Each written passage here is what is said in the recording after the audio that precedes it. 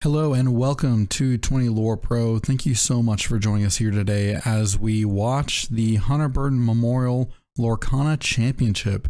This was the second annual event, the 11th year for the Hunter Burton Memorial itself, and we are so thankful that 20 Lore Pro was invited back for this year's tournament.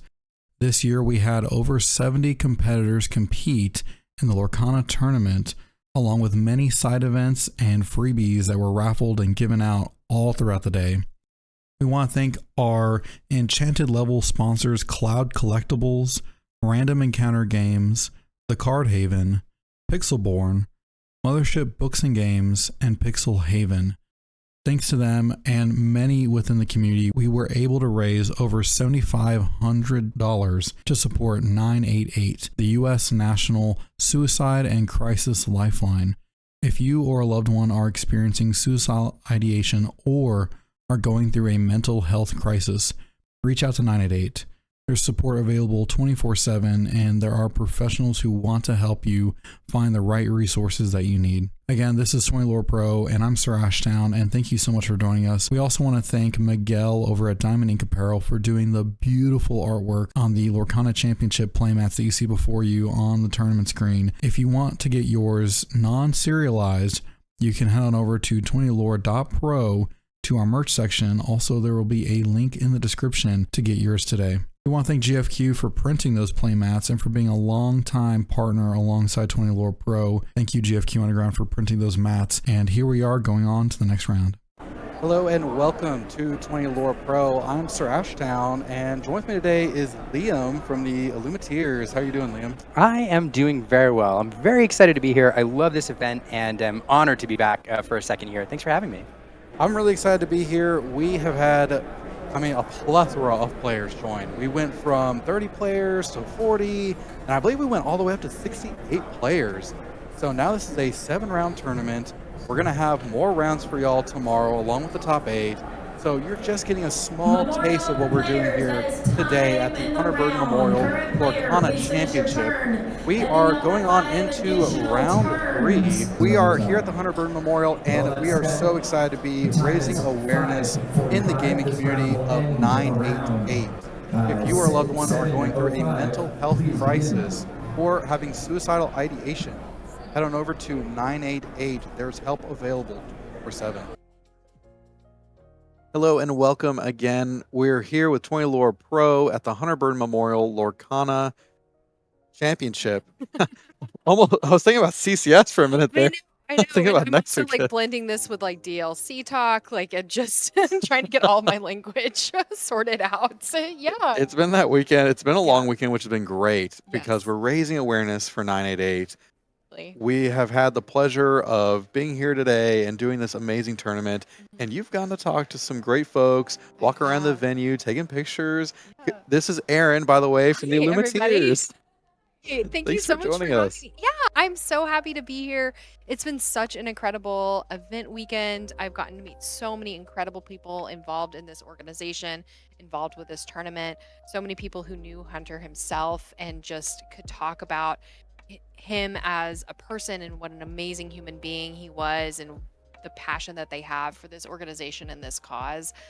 It's been such an amazing weekend. I keep telling people, I don't know Hunter myself, but I feel like he would be so proud of this event and this community that we're building here at the Hunter Burton Memorial. So yeah.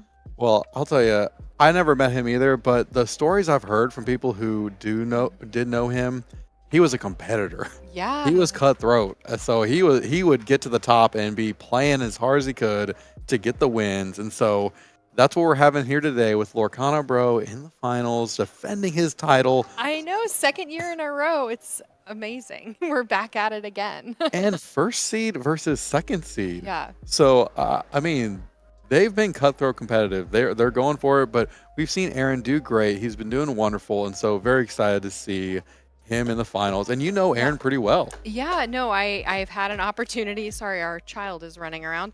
I've had an opportunity to get to know Aaron a lot over this last year. We live really close to one another in Austin, Texas, and so excited to see him compete. Excited to see Steven. I haven't had an opportunity to watch any of his matches myself, so I think that this is going to be an exciting match. You know, Sapphire Steel, which I feel like has been the deck of this meta that everybody's been talking about for the last week of the meta. And It then, really is. yeah, against, Amethyst Steel. I've so much steel this week. It's kind of insane. It is. And I mean, Zan and Aaron both working together to modify this list, fine tune it. Yeah. We're seeing it come to fruition. Yeah, absolutely. It is obviously an incredibly powerful list, but we're getting into the first game of this final match. So exciting. I am sitting here and I'm like, I feel odd. I feel like I need to turn the headset over to my incredible husband for all of his insights and analysis. I know that that's what all of you watching at home love to hear. So I am actually going to hop off comm and turn it over to the amazing Liam Cosma. I'm incredibly biased, but I get to say it. So anyway, Liam's great, but you are great as well. Thank you for joining us, Aaron. I appreciate it. I loved getting to say hello to everybody. So thank you so much. And thanks for hosting us. We'll have those interviews available on YouTube for everyone to see. And we thank you again for doing those interviews for us. Oh my gosh, thank you You're so much. Amazing. It's wonderful. Well, let me turn this over to Liam, and I hope y'all enjoy the match. Well, here we are going off in the finals of the Hunter Burton Memorial Lorcana Championship. We are here with defending champion Lorcana Bro, Aaron Rubin versus Steven. Steven's piloting his Amethyst Steel list versus Aaron piloting a Sapphire Steel list that he collaborated with Zan to create. So we are off to the races. I want to say Aaron, my wife Erin, is the better half of the Illumineers. So she's always here supporting me, supporting the team, and it's a family game for us. So yeah, she's been off camera dealing with Elena, our daughter, here all weekend. But to your point, to the matter at hand, we are here in the finals. How do you get ahead of a deck that has inevitability? You be aggressive early and go wide, and that's what Steven's done here with his first few turns, building up a wide board state and going even wider here with the one-drop Maleficent. This is a set one card that was popular way back in the day, popular in some hyper aggro decks, but making an appearance here again. And representing 2 lore on the board. Calhoun there, another card with resist 1, making it not susceptible to removal like the 2 damage, Let the Storm Rage On. So Aaron, though, doing his own version of going wide, dropping 2 Oswalds on board here. It's going to start doing some item shenanigans off the top of his deck. But Steven definitely out to a strong start here, trying to run underneath. No item there. That looks like a Scrooge, and no item there. That's 2 misses off the Oswald. Again, you have about a 33% chance in this deck of hitting an item and whiffing there twice. That's unfortunate for Aaron. You're exactly right, though. When you're talking about this Amethyst Steel, the way that he is looking to win, have a wide board state, have challengers to where if anything Aaron leaves tapped, you have Calhoun's to gain you free lore. You're racing the clock here before Aaron can build up the item board state that he needs to make Tamatoa and the Lucky Dimes turn on to where they can gain him as much lore as he needs. Here, Aaron sending the Scrooge McDuck into the crab, banishing it, using a popsicle to immediately heal it, leaving 1 damage counter remaining there on the Scrooge. Back over to Steven. Let's see how he responds. It's the Genie, one of the bogeymen of the last meta. Still good here, coming down, drawing a card. And then we have Calhoun going into the Scrooge McDuck, getting 2 lore there for Steven upon banishing the Scrooge. This Genie's kind of scary because I don't think there's anything in Aaron's list besides like Along Came Zeus that can really handle it and cleanly in one go. Nothing with evasive that I can recall. And so this Genie can really go away if it's not answered pretty quick. Does represent 2 lore every turn. It will require an Along Came Zeus or building up a couple other characters and Strength of Raging Fire. But yeah, nothing with evasive to deal with it on its own. Does second Genie in Steven's hand as well? That could be pretty dangerous too. Genie is interesting card. It wasn't most of the purple clones last meta. Most people ran them, and Genie became a very expensive card as everybody wanted it. But then I think there was a realization that it's a very good card, but perhaps not the most incredible card. It does take a turn off to play, and even though it replaces itself, if your opponent is able to deal with it in one shot, you're still kind of even. where a card like Rabbit gives you 2 cards if it comes into play and is banished. So you did see like Ed Chu winning the North American Championship without genies, I believe. So a great card, but not as amazing, I think, as everybody initially thought. Just a little bit below that. Pete coming down on the other, or Aaron cleaning up some stuff. Pete coming down on the other side, preventing any actions on Aaron's side of the board. Of course, as we highlighted, actions are the way you remove this genie. So Pete now preventing Aaron from dealing with it. So we'll get another 2 lore off that next turn. Yeah, that's a really strong play. That even if he did have the other genie, having a Pete instead, that way you can guarantee 2 more additional lore from that genie. That's a great line. And, as we get closer to 20, I'll highlight, I do see the giant cobra, I think, in Steven's hand. So that represents 2 lore with the discard. So really, we only need to gain 5 more to get us within striking distance of victory. Back over to Aaron. Draw for turn. I've got plenty of item shenanigans we can play. We'll start with a popsicle. Draw a card.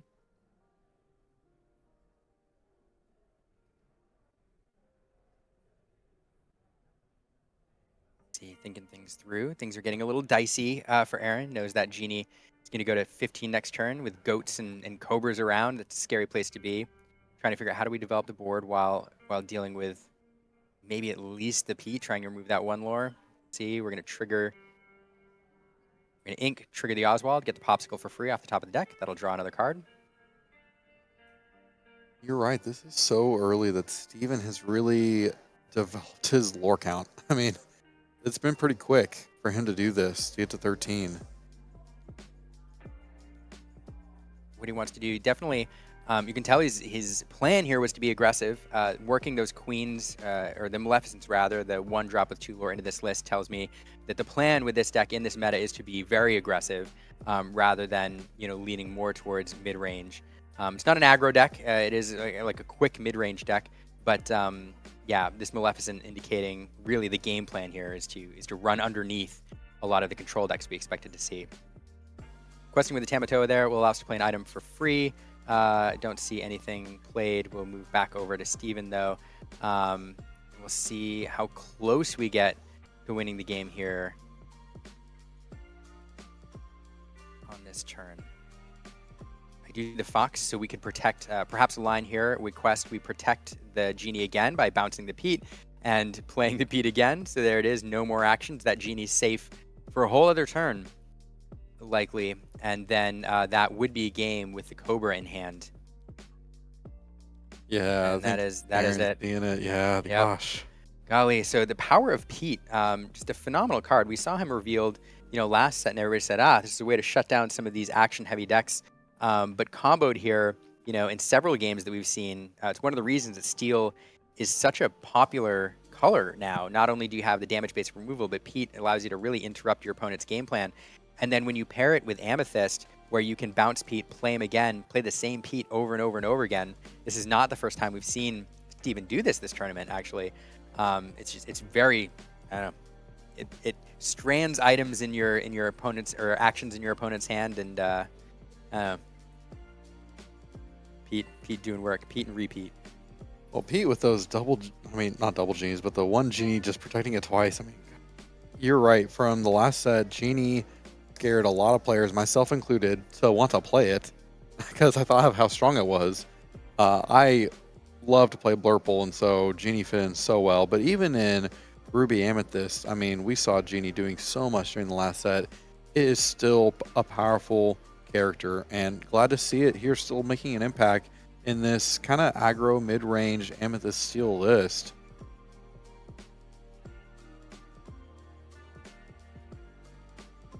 Here we are.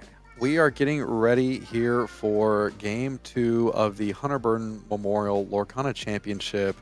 We're here in the finals. Very excited to be here. I'm Sir Ashtown, and joining me today is Liam from the Illumineers.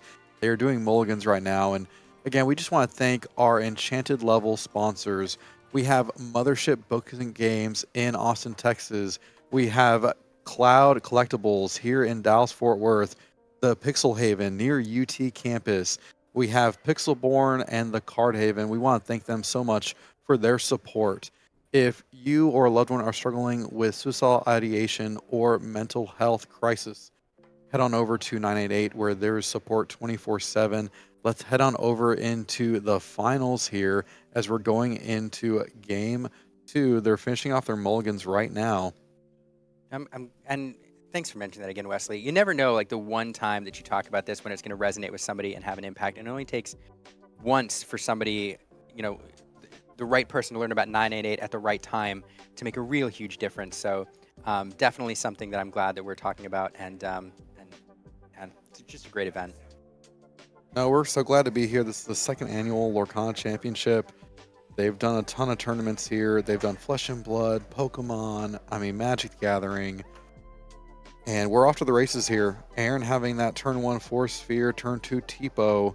We're seeing kind of some classic lines here. Didn't see the turn 1 Bell, though, but... No, and I'm willing to bet that's a card that Aaron really wanted to have here, knowing that Maleficent was available to come down turn 1, and that Steven's plan is to be aggressive. Getting that Bell on the board not only allows you a bigger body for the early game to deal with stuff, but also allows you to sing several removal actions, and probably something Aaron was looking for pretty aggressively but didn't find. So, unfortunately, that's not available. But we do have the Tipo to ramp a little bit, and propelling into the mid game. But yeah, not having that Bell could be impactful here. Yeah, what a play it would have been to turn 1 get a Bell, and then turn 2 let the Storm Rage Dawn that Maleficent. We're going to see that lore gain happen here pretty quick from Steven, especially with these 1-drops coming down in the form of Chernobog and Diablo. Yeah, we do have the Tipo who can clean up that Maleficent, so there is that. But Steven going wide here with other threats. There we go. Tipo, ages ago in set 1, we used to play, 1 jump ahead or other actions that allows you to get extra lore. There's also Sail the Azurite Sea, but people value Tipo for this reason, because you do get the extra ink, but it gives you a body to clean up little things and to do little things with, and showing the effect here, getting rid of that 2 lore Maleficent. Followed up by a Flavisham here, eating that Fortisphere, crunching on that steel item, and drawing 2 cards for Aaron. Back over to Steven, who's going to quest with Chernobog's followers, banish it upon the quest to draw a card. We'll see what comes out now. I do see a Pete in hand there. It's available. Probably won't see that just yet. Instead, Giant Cobra going into the Inkwell. And we do see the Pete. It establishes a 3/3 on the board, prevents any actions. Send it back over to Aaron.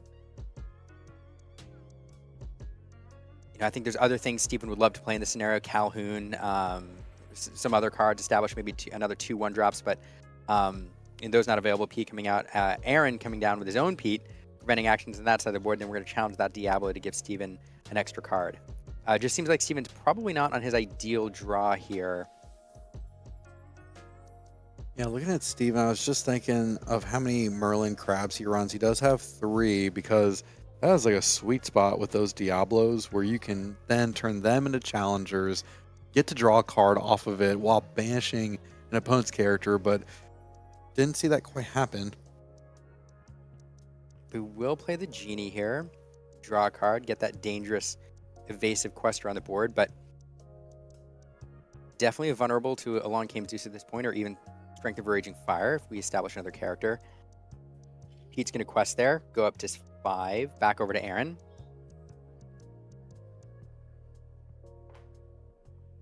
We are at 6 ink, the turn that a teenager crab. People call it baby crab, but we already have a baby crab. We have drab little crab in the game, so it can't be. That's baby crab. So we have I don't know, teenage crab here. It's the middle evolution in the Pokemon. There's a middle Pokemon evolution. And then we ink a crab to play a crab. There he is, pulling back that Fortisphere from the discard pile, and then we will Pete for Pete here, challenge into each other, leaving just the Genie up. And why not quest with the Tipo? Get 1 lore on the board. Yeah, we're kind of seeing the opposite from game 1 happening right here on the board. Steven originally came out swinging with a huge board state, and now we're seeing the opposite side from Aaron, now having the board state established with characters and We'll see if Steven can kind of catch up on the board at least. Here we have that Calhoun followed by another Pete. So again, we're seeing that Genie-Pete synergy here. Genie not able to be challenged by anything in the board, and Aaron not able to choose it for any targeted removal. So Genie will stick around another turn. And then, of course, another thing to note that in a game where you're racing ahead, Calhoun can gain 2 lore upon banishing a character on the challenge. So Flavisham represents a tempting target with Pete on the board to finish up, to be finished up with that Calhoun, get you 2 lore there. So good turn here from Steven, establishing a decent board presence. So we are going to eat that Fortisphere again, crunch on that, draw 2 cards with the Flavisham. Flavisham. I never say it right. Lorcana Villain scolds me constantly. How do you say it? Flavisham. Flavisham. Yeah, I never say it right. Who can say it like Lorcana Villain with that beautiful voice he has? He is the only one. Oswald coming down. Oswald is just a fun card to have in play. It is always fun to flip the top deck, see what you're gonna get. And another Flavisham coming down. No items to eat. So quest with a Tamatoa and play a Lucky Dime for free. That's 7 ink, a 7 ink item coming down for free with that Tamatoa. One of the reasons it's so dangerous. Playing any item for free feels good. Playing a Lucky Dime for free feels especially good. That's quite the swing and board state. But Steven still okay. There's that play I talked about. Pete coming in, damaging the Flavisham. Calhoun finishing it up. Calhoun does have resist though. So I'm not sure that damage counter necessarily needs to be there, but... Yeah, I think you're exactly right. I think the damage counter... And Steven's been holding this Benja, I think, since the start of the game, coming down, banishing that Lucky Dime, so Aaron not able to use that this turn. Benja in here, particularly, to tech against items and with this deck in mind in particular. The other thing about Benja is not only does he banish items, but then he's sitting around on the board as a 2 lore quester. And so you get the benefit of playing him, and then potentially your opponent has to answer him in a match like this, where you're 8 lore away from winning. That 2 lore is a lot. We are going to sing along came Zeus. You will sing with the Flavisham. Banish that Genie, dealing with a little bit of the threat.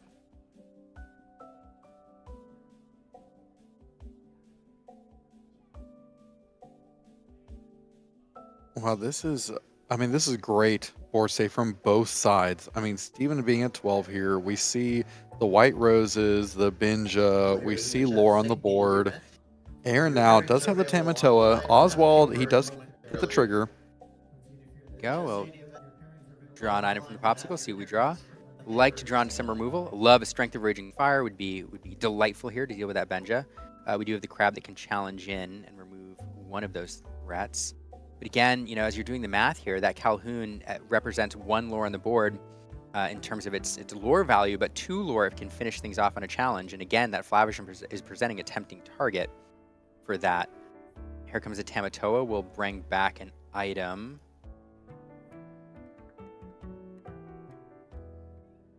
So that Oswald. Now, again, Calhoun, correct me if I'm wrong, Calhoun does have resist 1. It's 1. Yeah, so although Oswald is a 2/1? that is true. I guess I'm looking at the 1 damage that was on it earlier from the Flavisham challenge. I think we missed that. That's right. But so cleaning that up there, that's a good target. And then cleaning up some of that other stuff, but still leaving 3 lore on the board there with the Benja and then the White Rose. So still, I mean, within a turn away here. And as we've seen before, Aaron can very easily close the door with quite a bit of lore in 1 turn. Losing the Lucky Dime didn't help, though. That Benja play there, crucial to prevent Aaron from running away with this really quickly. I guess Aaron here does have the Tamatoa, which could get back the Lucky Dime, but really at this point we don't have as many items on the board. Instead, opting to get cards like the Force Sphere or Popsicle so you can draw establish those items and then get the lucky dime when you need it. That is true. One of these crabs is great on their own. They're really great when working in tandem, when big Tamatoa can scoop the lucky dime out of the discard pile, for example, and then the teenage Tamatoa can quest and play that item for free. The problem is, at this point, as you mentioned, there's not a lot of items on the board. So, and here we go. We're going to sing and remove that bell just for good measure. Quest for 2, go up to 15. We have the goat on board representing another lore. So all in all, though, not a terrible turn for Aaron. Able to deal with the White Rose and the Benja. The goat will be there to quest next turn. But again, we do have Cobras as well. So Steven getting within striking distance here. Aaron's going to have to start building up his item base again.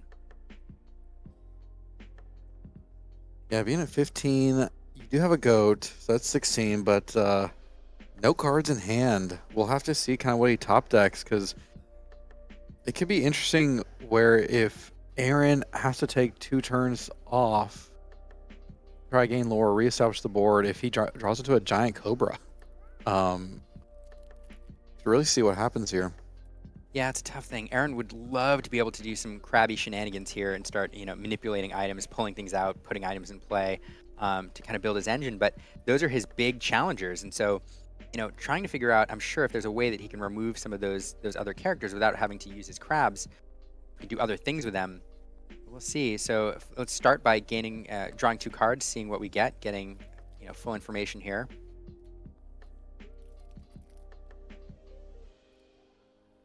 We drew into some removal. That would be nice to deal with that, to do with the goat. We've seen with Amethyst Steel, the bounce package. I mean, even if you're able to quest with goat, bounce goat, play goat, I mean, here's a second Tamatoa. I'm gonna pull 2 items out. Again, I think playing to the outs here, looking for some removal. I can't see the full hand, but I don't think we have what we need to do with the goat. So trying to get as many cards as possible. We can do that with the Fortisphere and the Popsicles. Continue to draw. Popsicle comes in, draw a card. An ink for turn, it's a Fishbone Quill. Probably play the Fortisphere, draw another card, look for that removal. I didn't quite see what it was. He's got so many cards in hand. It might have been a Zeus. Didn't quite see. I do. Is that a strength? I think that might be a strength on the top there. So, teenage Tamatoa is going to go in there, banish Benja.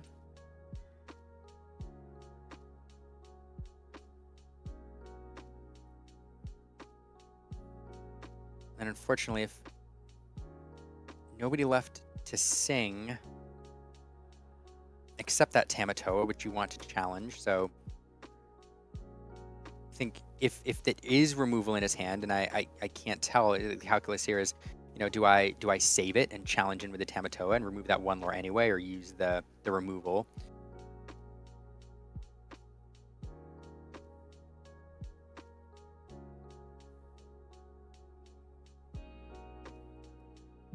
Yeah, this is a critical turn, because even though Aaron does have a great board state, Steven's characters present problems, and we never know with Amethyst what he can randomly just gain off of free lore to try to close it in. Look at this. So Aaron doing the math here and saying, I'm going to go for it. I'm going to present game probably next turn with big Tamatoa, the ability to drop items. So now saying, I'm not challenging in, I'm not going to remove this rose.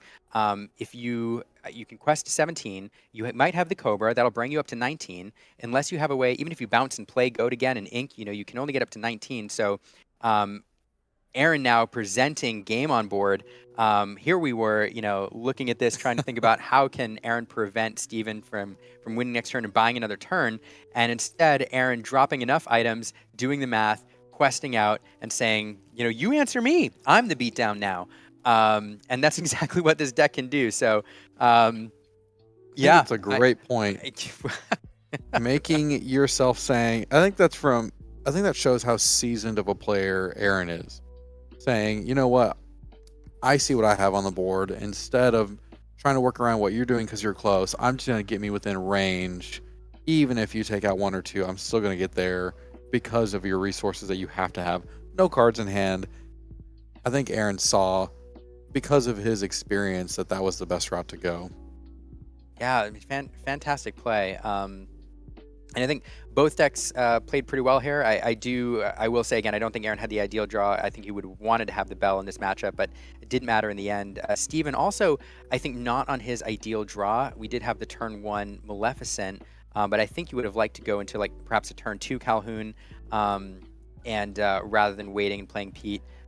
So did go a little wide, but not, I think, the ideal draw for him. But nevertheless, very, very close to closing it out. And man, it was a nail biter for me. I don't know about you, Wesley. I was edge of my seat there in the middle game. I mean, especially after we watched game 1, how fast Steven kind of came out of the gates, just going to the races.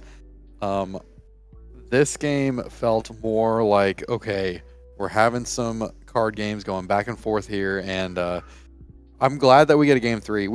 You said this earlier, but as much as I'm cheering for these players and I'm looking forward to the matches, I want a game 3 because I love the nail biter, and that's what we're getting here in the championships for the Lorcana Hunter Burton Memorial Championship. Here in the finals, we have Aaron versus Steven. Excited to be here with you, Liam. I'm excited to be here too. This is it. I mean, this is competitive Lorcana at its finest, in a big moment on stream with the world potentially watching. One thing I'll point out too, and somebody mentioned this in chat, but these players are tired. This is a. I'm feeling tired, and I'm just sitting here talking. For these players, they've gone through multiple Swiss rounds yesterday. Probably got an okay night's sleep. Then coming in here tomorrow, playing 3 more Swiss rounds, and now the quarters, the semis. It's a lot of Lorcana, and your brain gets fatigued a little bit. 68 players in this tournament, I believe. That's right. 68 players. 68. Very, very on the skill level, very skilled players. Multiple, I think 4 or 5 continental North American championship players that we saw. 2 worlds qualifiers playing here, in Zansid, Mo Shamblin. And so on the top end, very, very stacked. But then we also had a lot of younger players, a lot of newer players. Yeah, we saw Derek get into the top 4. I mean, he's 12 years old, and he was in the top 4 here. He even beat out, I want to say, was it Mo that he beat during the tournament? I think so. He went through some pretty tough field. Yeah, he didn't. It wasn't like he just played just anyone. He played tough players to get to that point. So congratulations to him on making it so far. And really for everyone here at today's tournament, it has been a great time. And so glad that we could be here for the Hunter Burton Memorial to highlight 988 and to talk about that resource that's available to anyone who is going through suicidal ideation or a mental health crisis.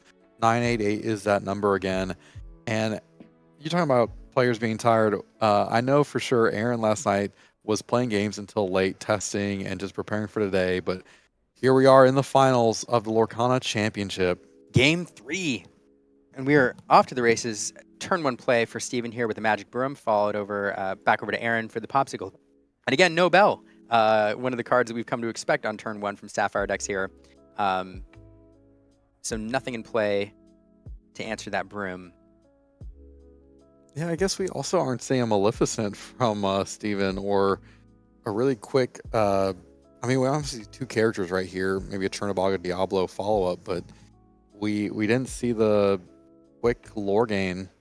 No, and no turn 2 play, unless I'm mistaken here as they've passed it back over. So yeah, I mean, especially on the play, that's where Maleficent is especially deadly. That 2 lore 1 drop. So didn't have that on turn 1. Don't have a turn 2 play here, unless it's back over to Aaron. So oh my goodness. So unfortunately for Steven, not the ideal start. So back over to Aaron though, and looks like we'll probably see a Tipo or an Oswald. It's the Oswald. So that card is going to be every turn now. We're going to see that card do some item shenanigans. And Aaron perhaps feeling a bit of breathing room as Steven hasn't been able to apply the early game pressure that he wants to. So able to establish that Oswald and perhaps do a lot of item shenanigans. Yeah, that is he had a Merlin Crab, man. That could have challenged into something, and helped trade off, but didn't need to, wasn't able to. So now instead we see a Benja here taking out the Popsicle, and a little bit of a slower start, but we do see a Benja who is able to quest for 2. True, it is a strong quester. And then Steven, of course, making use of that brooms as well, indicating to me that Steven is looking for something, not in his ideal draw, wants to see more cards. So we see that leave the board. Aaron does play the Pete. I missed the Oswald proc, but I don't see any items in play, so clearly we didn't hit what we needed to. That's something we'll have to see, is how many times, like you were saying, Liam, how many times he's going to miss. But see an extra card so that way he can get to those items, because there's no items currently on the board. So Aaron must be wanting to see them. We are in turn 4 here. This is the turn Genie becomes available. I do think it feels pretty good to play the Genie in this scenario against the empty board. There it is, drawing a card, inviting an answer from Aaron.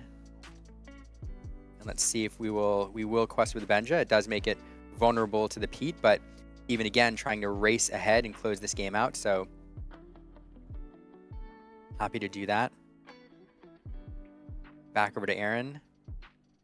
Yeah, let's see this Oswald trigger as Aaron is about to ink. Oswald triggers are so fun. They seem easy to forget too as a player. They are. So there we do trigger it, and it's the wonky use. That's the card you want for the Genie. So you hate to see it go to the bottom, but at least Aaron knows that card's not available now.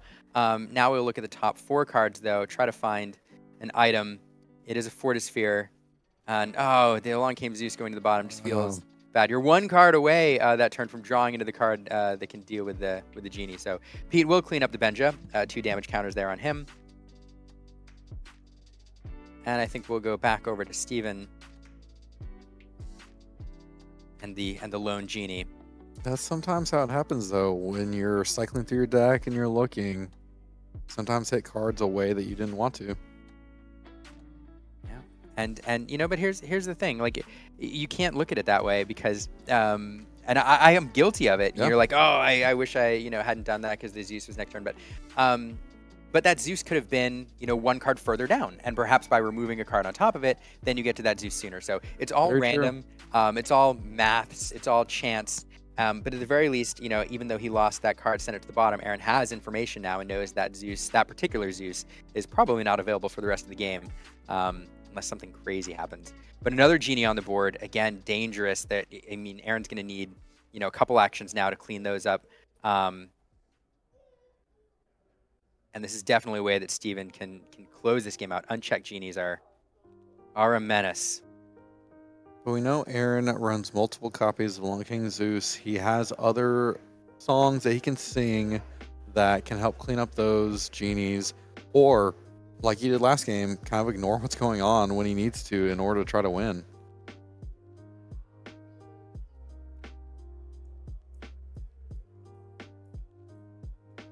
Over there still thinking.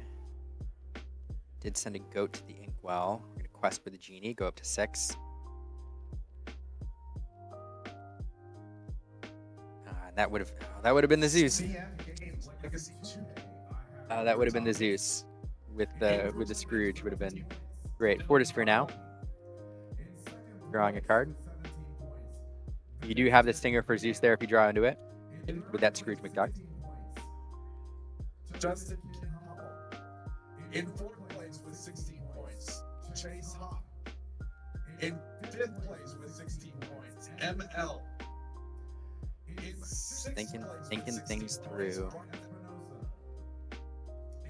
And again, we are so excited to be here with the Hunter Burton Memorial Lorcana Championship for the finals. Aaron and Steven have done a great job, and there is the Long Came Zeus. He did have one. Had one in hand, sung by the Scrooge to clear up 1 Genie. That certainly feels good. Seeing 1 Genie across the board is definitely better than seeing 2. We are going to get the Fishbone Quill here off the Oswald trigger as we ink the Tamatoa.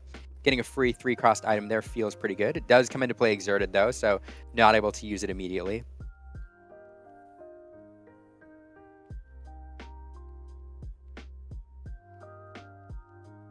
That's another thing, too, though, is that having too many Along Came Zeuses sometimes when you don't need to see them all can be a problem. This Yeah, is great. Oh, go ahead, Liam. No, Sorry. no, go ahead. I was going to say, this is great to be here in the finals. Again, we want to thank our Enchanted level sponsors for supporting the Hunter Burton Memorial and 20 Lore Pro. We want to thank Random Encounter Games, Cloud Collectibles, Pixel Haven, Pixel Born, The Card Haven, and Mothership Books and Games. Without them, this tournament would not be possible, and they are big supporters of the U.S. National Suicide and Crisis Lifeline 988. That number again is 988. If you are going through a mental health crisis or struggle with suicidal ideation, head on over to 988. We're so thankful to be here and to enjoy our hobby as a community as we watch the finals here today. And that free Fishbone Quill did not stick around for very long. Benja coming down, eating it quickly. One thing I'll note last turn, Oswald there quested for a couple lore, was protected by the bodyguard Scrooge. Aaron banishing the Fortisphere to give Scrooge bodyguard, meaning that Genie could not challenge into and remove that Oswald. But again, that Pete here used to great effect paired with the Genie. That Genie able again to quest with impunity, Pete preventing any actions. Any more along came Zeus shenanigans this turn off Aaron's side of the board. We'll see what happens here. We will ink, trigger the Oswald. We get a Maurice's Workshop. Not a terrible item to hit off the top deck.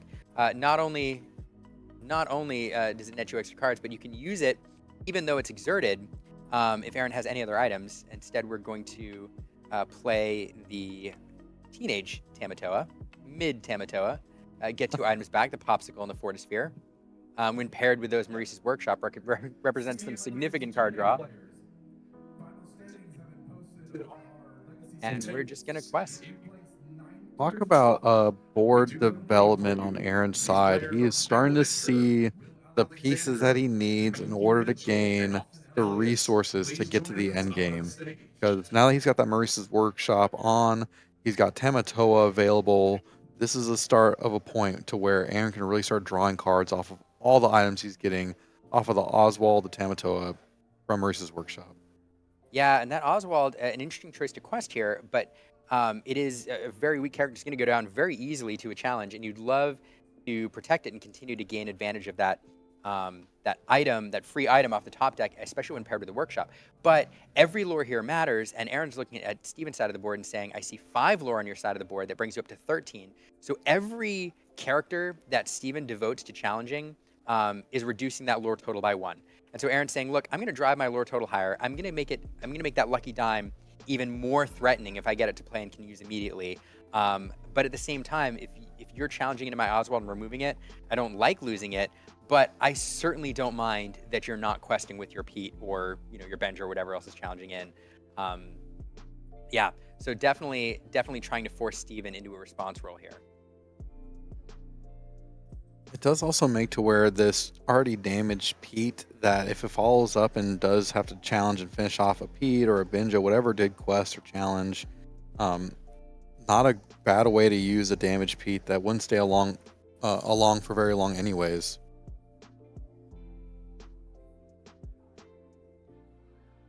Questing for up to 12. Thinking about this Pete here, we're going to bounce the Benja and use it to eat the Workshop. Oh, what an impactful play. That Workshop could have been used for significant card draw next turn. It's an interesting choice here too, because we could have used the Snake rather than bounce the Benja to bounce the games referee instead, playing Pete again, preventing any actions. But here, Steven more worried about the card advantage gained by the Workshop or perhaps being eaten by Flavisham, but that item synergy than Aaron's removal. And so the Pete will stick around. I kind of like that line of thinking and play because it really prevents Aaron from having more time to get answers if he doesn't already have them. And so you're preventing Aaron from having the ability to be able to gain card advantage and continue forward with the game. And the other consideration here, I'll point out, is Benja is a 2 lore quester. So when you get to a point where you're trying to scratch out, your last 6 to 8 lore, especially when you have cobras and goats and everything else, what he's effectively doing too is protecting his 2 lore quester by leaving the Pete vulnerable here and not the 2 lore Benja. But here we are drawing 2 cards, one with the Popsicle, one with the Fortisphere. That Workshop no longer around to provide that extra card draw. That is nice, though, having these one-drop items that do draw you a card, so at least you are drawing into another card that may be something that you need. But that Workshop, I mean, Aaron needs to clear off that Genie. He wants to draw into another Long Came Zeus, and that Workshop would have represented another 2 cards. And so if Aaron is searching for removal answers for those ready characters or that evasive character, that Workshop doubles the cards you can draw effectively. So removing that, like, really, really stings. Yeah, just like you're saying, Liam, that Steven's play of opting to use the Binja, protect it, get rid of the Maurice's Workshop. Strong play by Steven. See, we do have Singers on board, so if we're able to draw any more cards on Aaron's side, those Singers are available. Really have to think about, I mean, you'd love to get that Genie off the board. You'd love to get Benja off the board. It's certainly not over yet. We do have the Lucky Dime come down. We're using it on the baby Tamatoa. Get another 2 lore out of that. We're up to 11 now. And so Aaron's presenting, 6 lore on the board now for next turn. And that's pre-questing this turn. So this is a Knife's Edge here. So goodness gracious, we play the Queen. No interplayability on the Queen. But at this point, it's 1 more lore. So Scrooge is going to challenge into the Pete, get that lore off the board. That's important. His 5 lore puts Steven at 17. And 18 is 1 Cobra away from winning the game. So that should keep it out of reach this turn. But Steven now doing the math and trying to figure out what Aaron's showing over there. So again, let's do the math here. Publicly, you have the Teenage Tamatoa with 2 lore. You have another 2 lore paired with a Tamatoa off the dime. So it's 4, 5, 6, 7 lore. Put you up to 18. And that's... Ooh. Now, unfortunately, you'd love to be able to pair a big Tamatoa with that dime, perhaps, but not enough ink to play and use the dime. So it's still a bit of a stretch. We're gonna heal up that Scrooge there. Yeah, unfortunately, the baby Tamatoa doesn't have that really the big Tamatoa ability. The number of items don't matter. So it's I say within reach, but yeah, with Steven with 4 cards now, he still has a lot to play. It's a really tough spot. I don't know that Aaron's going to be able to close it out on his turn. So Steven doing the math, trying to figure out, do I need to challenge in and remove threats, or do I push my lore total higher and force things? Gosh, even if he just quests with Binja and Genie, that's 4 lore. Having a Madam Mim to challenge in and clean up something on his side, on Aaron's side of the board. Available there. If we have another Mim, we can do some more Benja shenanigans. Really shut things down. We do have another Genie that represents another big threat. This is a tough spot. Now, so I'm trying to think if there's anything Aaron can draw to close this. I don't.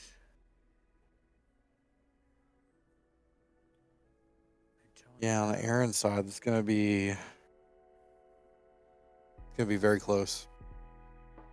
I mean, really what you need to count on here is drawing into significant removal.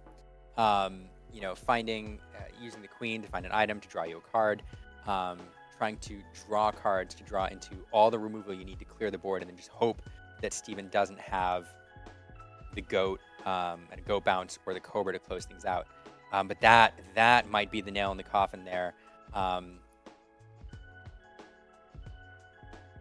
we're going to get enough characteristics to try to get that crab off the board just for good measure.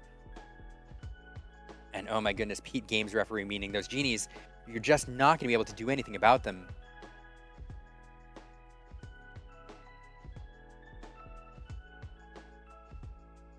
going to be difficult. Let's see how this plays out here, but this is a tough spot to come back from.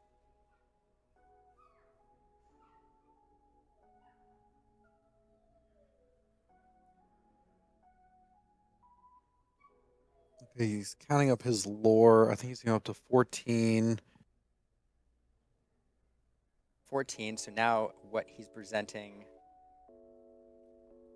Okay, we're going to remove the Scrooge. And now we're presenting between the 2 evasive genies and the Ready Pete. 5 lore, and then another lore off a goat or a cobra will do it. See Aaron playing his outs here.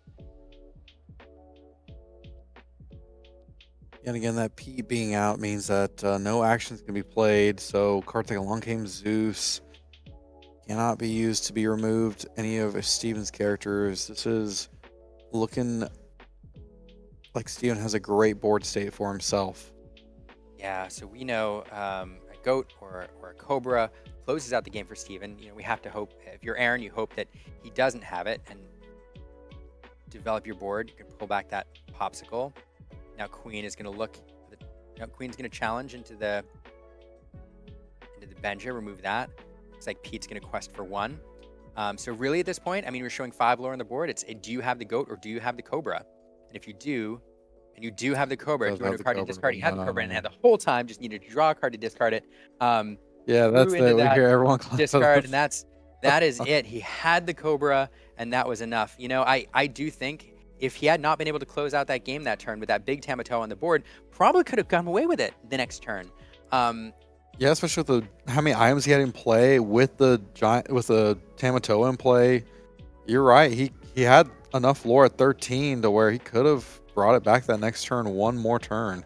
Yeah, and ladies and gentlemen, that means that we have a new Hunter Burton Memorial Lorcana Tournament champion with Steven Mejia and Aaron Rubin, the reigning champion, taken down in the finals in 3 games. What a better way to claim a title than to have to go through the reigning champion in the finals to take it down.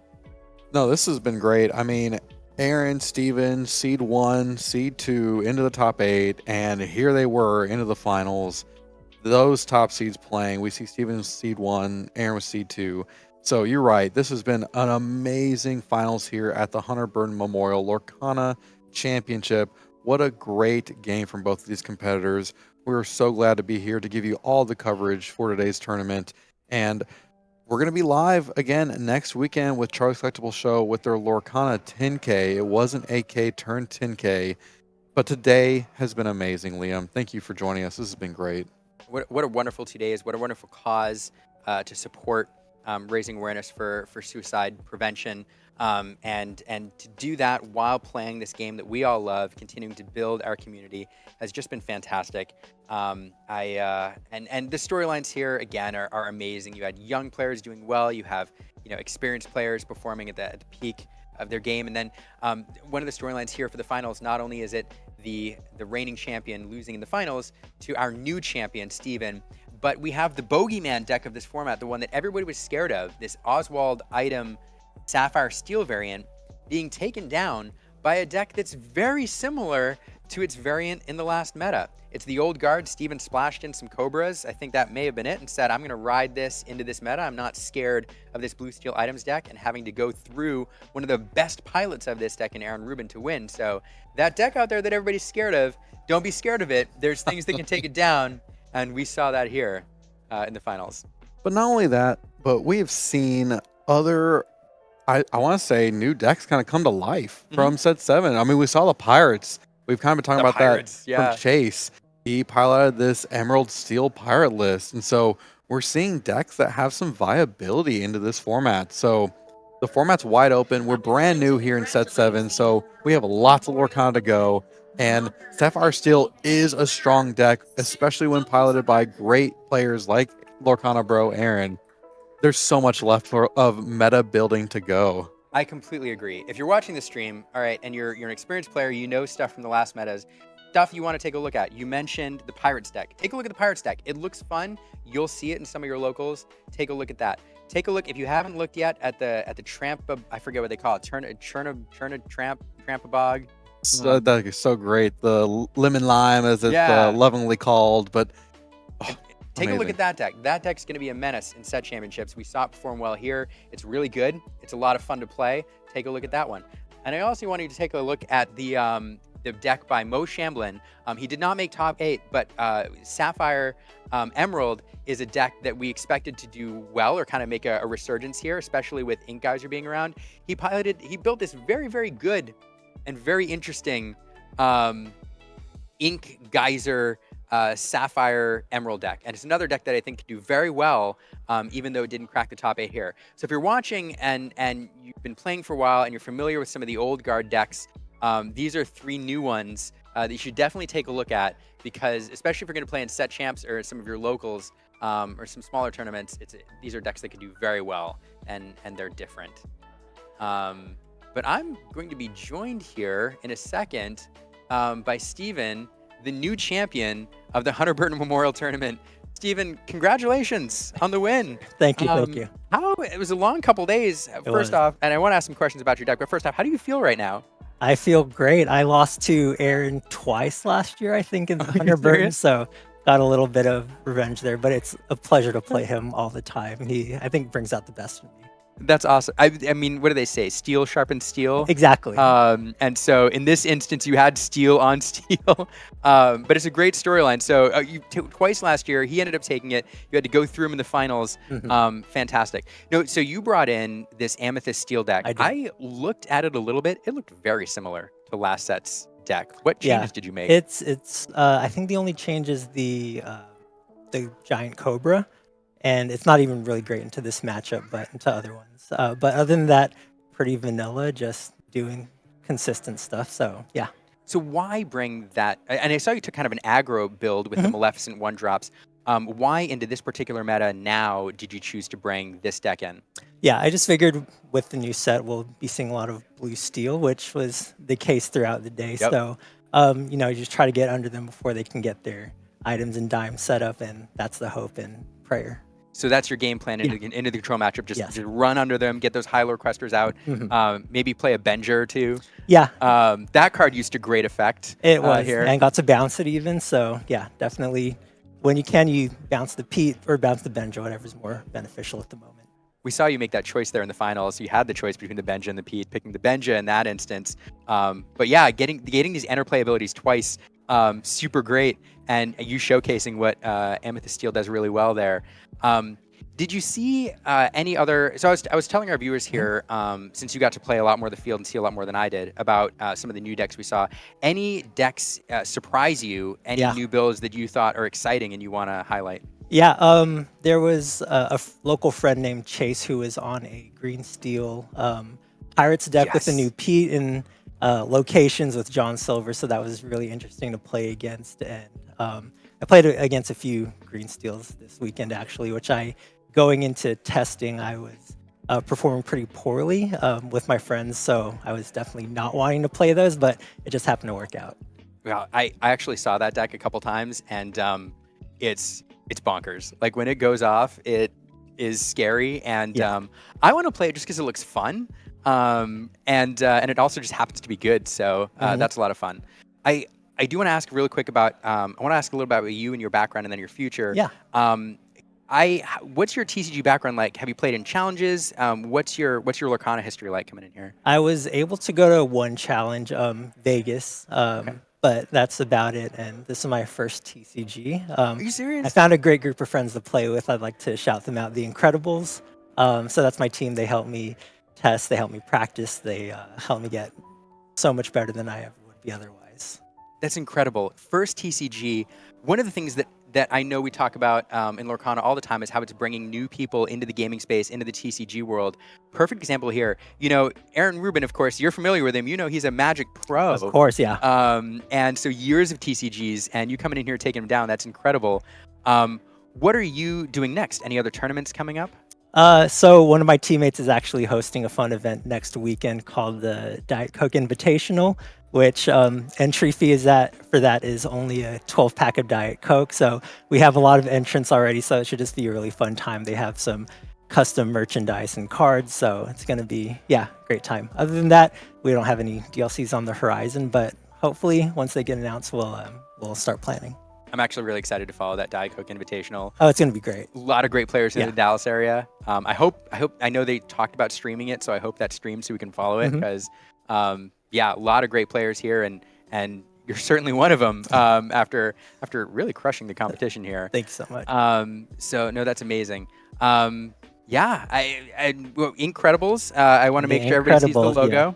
A fantastic team to follow in Dallas here. It's a little dark, but thanks so much for the interview. Thank you for your time. It was incredible performance. I got to watch you, I think, in 2 different matches pilot this deck masterfully. How can people follow? Is there a way to follow you on like social media? Or what you're doing, your deck techs, anything like that? Yeah, I don't have a social media presence so much, but our team has an Instagram page and a TikTok, so The Incredibles.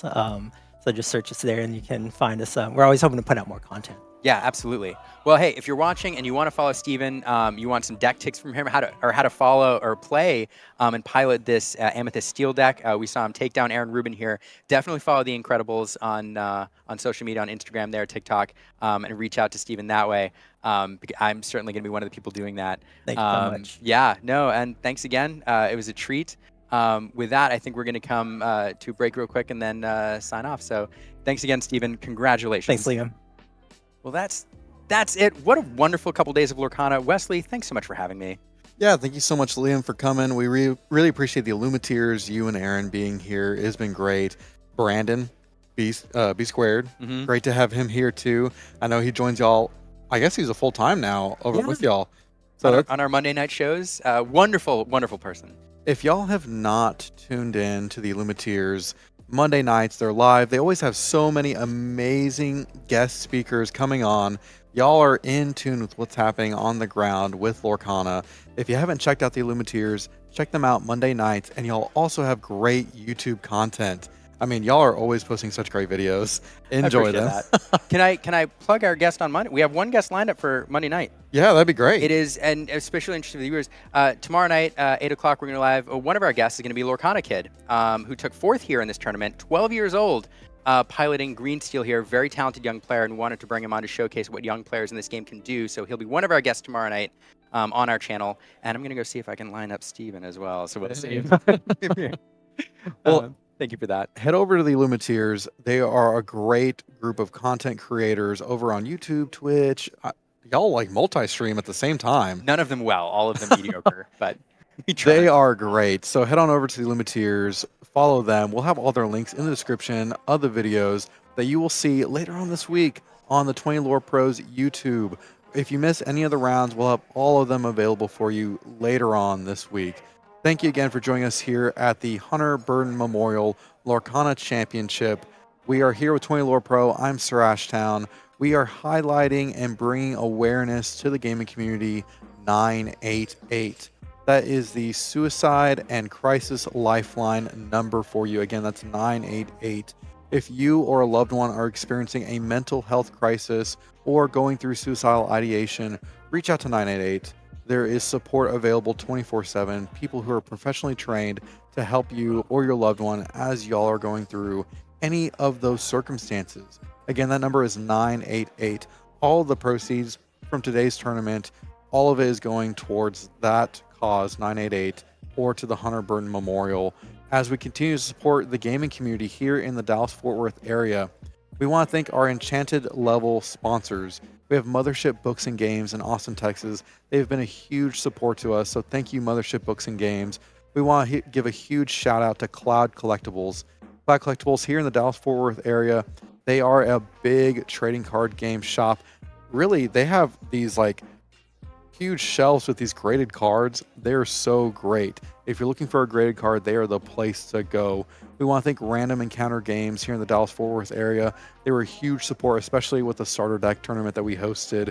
We want to thank Motherships again for all of their support. Pixel Haven in the Austin area. Thank you, Pixel Haven, so much for your support. Oh, we have another Illumineer here. This, again, is a family-friendly event, and we are so thankful to have all of the families that we've had come and join us. Thank y'all so much for joining us here with 20 Lore Pro.